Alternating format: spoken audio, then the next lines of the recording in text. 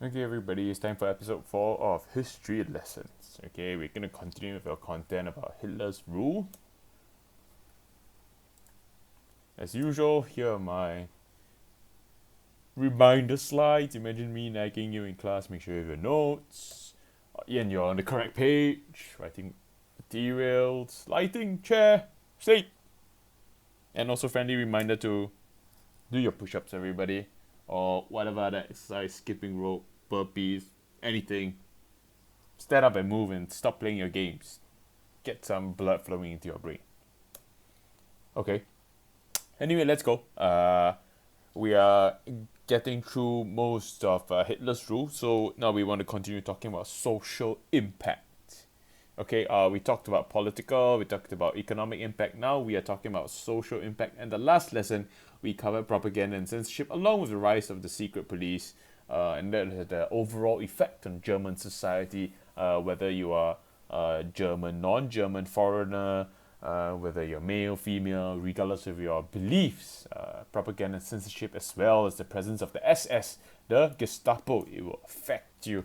But today, we are going to take a look at the persecution of minorities.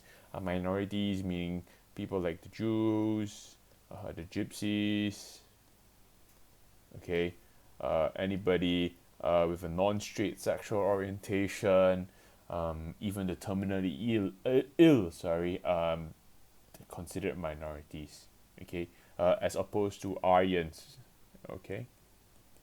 If you're not sure, you can go and read the textbook a bit more about that. So let's go. Let me warn you about this lecture first. I am going to show some pictures, and this lesson will be slightly longer, as you can probably tell from the length of the video, and it will be rather heavy. Um, this is potentially the most important lesson of the entire history curriculum, at least in Sec 3. I would like you all to think about not just think about the content as something you need to study for the exam, but also something that will inform your worldview, that gets you to start thinking about how humanity should be lah. Okay, and all the things that we are vulnerable to, as well as the reality of pain and suffering here on earth, and of course how are you going to deal with that. Okay, so it will be heavy, so just stay with me. Okay, we are looking at the social impact of Hitler's rule. As we know, we are talking about the effect on people. Just a reminder, always useful. Okay, and we're going to talk about the persecution of minority groups. What does it mean to persecute someone? To persecute means to hunt them down, in a sense. Okay, to really go after them just for the sake of making them small, for the sake of shall we say, squeezing whatever you can squeeze out of them. Okay, so Hitler's ideology was anti-Semitic at its core. What does this mean? Anti-Semitic means anti-Jewish, right? So if you think about it, and ideology means your belief system, correct? So imagine this: one of the fundamental pillars, okay, of Hitler's system of Nazism is racism. That's messed up. Think about our own pledge. Okay, it says regardless of race, language, or religion, but this one would say we are based on racism. Okay, and we have already talked about how the Jews are the scapegoat, and we have German propaganda making them out to be monsters. Okay, so let's have a look at it. This is a poster. Obviously, if you look at the picture on the left, that is a German poster, and it says the inciter to start the war, and prolong is to extend the war. And if you think about it, if you look at date 1943 to 1944, that is in the middle of World War Two. The Germans, the Nazis, are the one who started World War Two, and they are blaming the Jews for it. That kind of sums up how the Germans, or rather the Nazis, not the Germans, are treating the Jews. Okay, so why do you think the source is created? Really look at Der Jude, okay, who he's made out to be a monster. They're blaming the Jews. Why do you think it's created? Well, to make the Jews a scapegoat, to turn them away, turn the German people away from the fact that it's the Nazis who are the ones who are responsible for the death and destruction that was sweeping across Europe in the middle of the 1940s. Okay. Let's have a look at it. How did this racism take shape, take place? There are very extreme measures. Okay, remember the Nuremberg trials, 1935. What it means is that the Jews were no longer allowed to be German citizens. Now, what does this actually mean? What does it mean to be a citizen? Is to be a member of a country, right? Is to have the rights to call something a place your home. And now we always think of it as voting rights, but if you think about it, do you know how much your education is in Singapore versus people who are not Singaporean citizens or PRs? They pay a ton more. For example, university fees for Singaporeans are five times lower than foreign students. That's just how we don't even talk about housing. Uh, my friend married a foreigner, and it's so hard to get housing simply because she's a foreigner. Okay, so this idea of citizenship, imagine you. I mean, okay, I have friends who were in the UK, right, when COVID erupted and they flew back. Can you imagine if you had nowhere to go? That's what it means when you are no longer a citizen. You are homeless, you are placeless, you lack an identity. So it sounds very inconspicuous, right? But actually, it's pretty nasty business. Okay, and it's not like the Jews have not been in Germany. The Jews, these people, but to be a Jew, right, means that you are defined by what you believe, a set of traditions.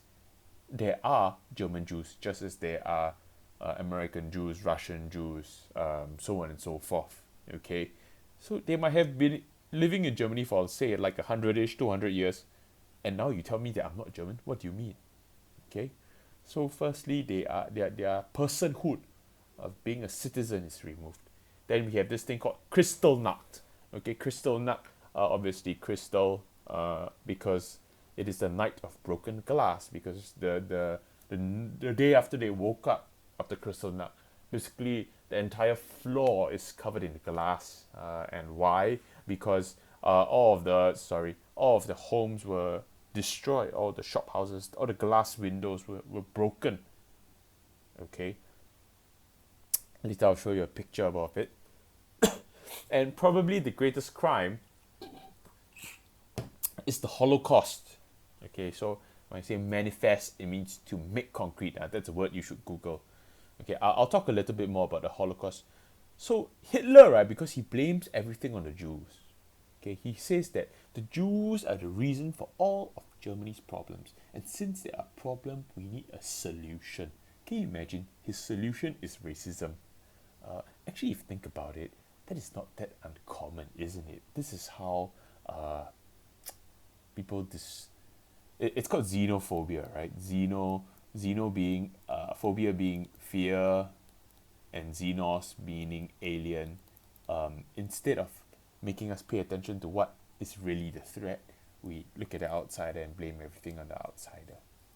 Okay. So really, the final solution is to kill all the Jews. Okay, so we have death camps, concentration camps. Now, please do not make jokes about death camps. It's really not funny. The slide says there's a death toll of 6 million Jews, but that is the conservative estimate. That is to say, that is the lower end of probability. It might be higher. 6 million is at least 6 million. That is everybody in Singapore dying in the space of about 4 to 5 years. That is the scale that we are talking about. Maybe the death toll, the number itself is not so horrific as the fact that it was sanctioned by a government and it was executed by the people. Okay? So we talk about Holocaust. Excuse me. What is the Holocaust then? It comes from the Greek word holocauston. I don't know whether I'm pronouncing it correctly. Which is a translation of the Hebrew word. I don't know how to pronounce it either. But historically, it means a burnt sacrifice. Why? Because in the Jewish tradition, in order to expiate yourself, to remove, I guess, your sin, you must burn a sacrifice. And it must be burnt completely. The fire must consume everything that is on the altar. And why did I say that it is a great perversion? Because that is supposed to be like a holy rite. Okay, it is something that the Jews take as sacred, as important. Okay, and then now it has been perverted that because the Jews were the ones who were burning. Okay, so it is a terrible, terrible thing. And if you look at a lot of okay, I'll talk later about Holocaust survivors. Okay, some also use the term Shoah, which is to say catastrophe, but that specifically refers to the Jews. When we talk about Holocaust, we are talking about all minorities who are involved. Okay, not just the Jews, racial minorities, ethnic minorities, so on and so forth. Okay, so do be very careful. Don't throw this word around. It is loaded with a lot of historical and cultural significance. So here's some pictures. This is a place of worship burning. A synagogue is basically it's basically like a church or a temple or a mosque, except for Jews. Just think about this, man. Like, can you imagine if your place of worship was burning? Can you imagine what happens in Singapore if next day somebody's place of worship is on fire? There will be a huge public outcry. But this was done in Germany as part of shall we say, a national effort. Okay, seen as matter of course, you are doing your national duty to do this. Okay. This is what we're talking about just now, Kristallnacht, right? Kristallnacht.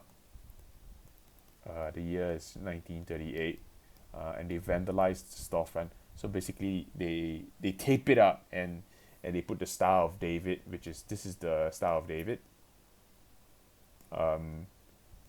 It's a symbol of Judaism. Judaism being what the Jews believe in. Okay, and basically they label them so that people know to destroy them or know to boycott them. And this is the systematic destruction of the livelihood of somebody. Can you imagine this man now, the shop owner now has no way to make a living, even if anybody was willing to buy his goods. Look at this. This is a Belgian family, so the Jews are everywhere, right? That is to say, the Germans invaded Belgium as well. So why do they have to wear the Star of David? It's a label. It looks quite innocuous, right? Innocuous. This is innocuous. I mean, it doesn't seem very dangerous, but no, it is not innocuous at all. If you think about it, what this is basically wearing identification that says "bully me." In fact, it's like this. Last time in primary school, maybe you still do it now. You would like write a post-it note of "kick me." And then you would tape it up and you put it on somebody's chair, and the person would sit down, and it's very funny when he stands around and people kick him. It might be funny then, but it's not funny here because the Star of David that is being put on all of them is a sign placed there by the government, and the law says that once you wear this, you are no longer a citizen, and people can just do whatever they want to you. It is institutionalized bullying. Imagine the CC lesson is bully people. Okay, that is the seriousness of it, even though I'm using these examples. Okay, Jews being arrested, they are taken away, there is no trial, there's no fairness at all. It's an abuse of the legal system. And these are victims of the Holocaust. So these are the prisoners in the concentration camp. You can see how little space they have, how skinny they are, how malnourished they are. This goes against all forms of human decency. There's no dignity accorded to them at all. Okay, look at what they are sleeping on. These aren't pillows. This is like their plate. Okay, and they look like they are in cargo pallets. They're basically being treated as objects. And that is what happens in the concentration camps. This is the main gate, Auschwitz-Birkenau is the full name. It is the most famous of the concentration camps. Okay, if I'm not wrong, if I can remember, if my memory serves me, it is in Poland. And Arbeit macht frei means that work sets you free. Ironically, it would be true. It says that if you work hard enough in a concentration camp, basically in the concentration camp, they're used as slave labor. You can go free. Okay, you can pay your way out by working enough. However, this is never true. What happens is that you work until you die, and death is the only freedom, is the only way out. This is the grim reality of Auschwitz. Okay. This is a crematorium at Auschwitz. We know that a crematorium is to burn things. What happens? Why is there a need for the crematorium? It's basically because they were killing the Jews, right? You know what a gas chamber is. Okay, so they were gassing the Jews, and what they would do is that the trains carrying all the passengers would come, and they would be split into men and women, and then they would bring them into a line, and the inmates, the prisoners, would be told that they were going to go for a shower. Uh, but instead of a shower, they were led into the gas chamber, and into the gas chamber they go, and the gas comes on, and they breathe it, and they die. And what happens is that the doors are open, and the other prisoners have to carry the bodies out, and these could very well be bodies of your loved ones. And then the next instruction would be to take out all the valuables, strip them naked, and take everything of value from them, which is an extremely dehumanizing experience. To imagine being forced to treat another human being like an object is very, very degrading. And why the crematorium? Because there were so many dead bodies, but they were not. They had to. It's very, very crude to say this, but they had to be disposed of. So at first they were burnt, which is why there's a crematorium here. But if any of you have ever accidentally burnt a strand of hair, you know that the smell is terrible, and the human body is not designed to burn, being 70% water, and it is terrible. And of course, the ones putting the bodies into, the crematorium here is, they are the Jews themselves, okay? And what happens when you can't burn enough bodies? You dig a mass grave. And you see the man here is a Nazi doctor who is basically checking whether the people have died already or not. He's also going to use some of them for medical experiments, which I will talk about later. You look at the scale of the grave, it is insane. What drives men to do such things? Like, I'm pretty sure if I was there, I would puke. In fact, I once went to a historical museum, and I saw a plastic table, and I wondered what it was, and I went closer, and I saw the label, and it said that this was an actual table taken from a concentration camp, and it had been cleaned up. And when I read that it had been used for experiments, I felt that I was going to puke. I really was going to, I gagged. It was terrible. But this photo just goes to show the horror of the Holocaust. Okay. And what happens when you filled it up? When you run out of prisoners, when you run out of energy to continue to put bodies in the grave, is that you just pile them up, and they are treated with no respect at all. If you look at it, it is terrifying. It is simply treating human bodies as refuse, right? Dachau is another concentration camp, and it is tragic. And the worst part is that nobody knew about this. Okay, and they didn't just persecute the minorities, the homosexuals, handicapped, disabled, mentally ill. Imagine this: disabled and mentally ill. Imagine if you had a a sibling or a family member with cancer or dementia. I'm sure some of you, one or two of you might have, right? what German society did, or rather, no, the Nazi society, it said that these people are unfit. In fact, the actual language is that these people are burdens to society, they are a waste of resources, and therefore we need to remove them. And euthanasia is basically mercy killing. And I mean, right now there are some arguments that mercy killing is acceptable because it removes pain. But in that time, Nazi ideology basically said that we should kill them because they are taking up resources, which is an absolute. There's nothing you can say about it, can you? Okay, so this is what is going on. And we were talking about medical experiments, right? Okay, you can pause to finish reading, but I'm just going to carry on, okay? So this is what is happening. Basically, there's this Nazi medical research, right? Nazi medical research is well known to be horrific. For example, this doctor, Dr. Mengele here, he would cut Siamese twins into two to see how they work. Or like take a pair of twins and try to join them together. And I mean, we look at this, right? They would try to like see how much pain a human body can take. So they would hit you or inject you, or they would. So the one of the things is that the doctors would try to come up with something to cure maybe a disease, okay, that their soldiers are facing. But how do I test the cure? Basically, they would inject their victims with the disease. Then they'll test the cure on them.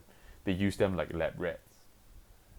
Okay, that is why right now, any reference to Nazi medical research is considered unethical. It is rejected, simply because it's not acceptable. So what if there's medical value? So what if something came out of it? No, that's not right. That's not how knowledge is meant to be used. Okay. So if you look at it, really, the Holocaust, there's so much pain and suffering that goes on that even right now, right, you know, the Holocaust victims, there's this poet, Primo Levi, and he said, we, the survivors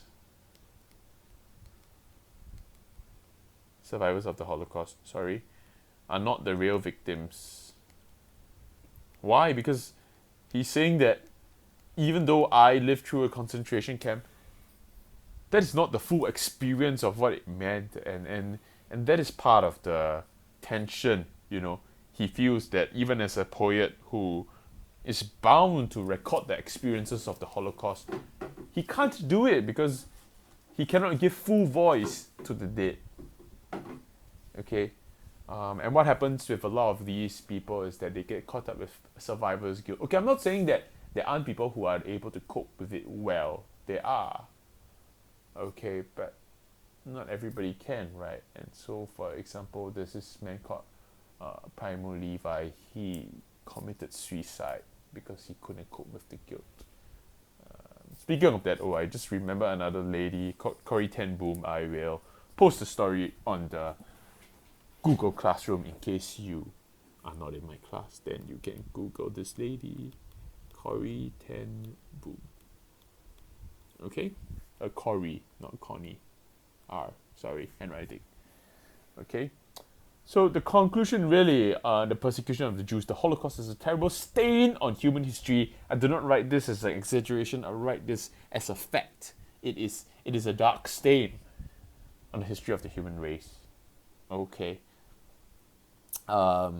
Hitler's rules, amoral. Why do I write amoral versus immoral?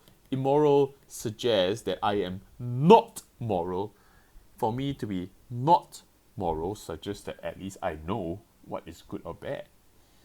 Why do I say amoral? Amoral indicates an absolute lack of morality, that there's no good and evil for Hitler and the Nazi Party. Their worldview is defined by themselves. Okay, and so there's great damage to the victims of this persecution, everybody. Okay, so if you ask me, does this alone qualify Hitler's rule? The impact to be negative, even if everything else was positive, right? I think this alone is enough to qualify Hitler's rule as obviously a negative impact on Germany. And so this is where we will end for today. There is no joke. I would like you guys to really think about the Holocaust. Don't just think about it as an academic exercise. Think about it as in terms of human experience.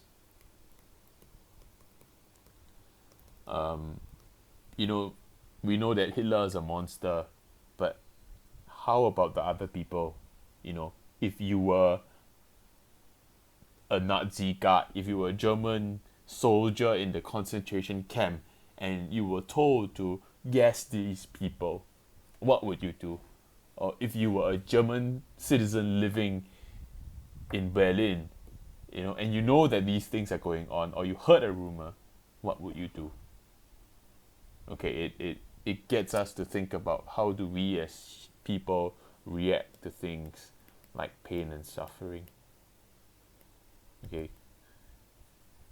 which is, I guess, quite relevant to this period. So I urge all of you to consider things with sensitivity and as well as a sense of empathy. Okay, so that's all, and look out for the next lecture.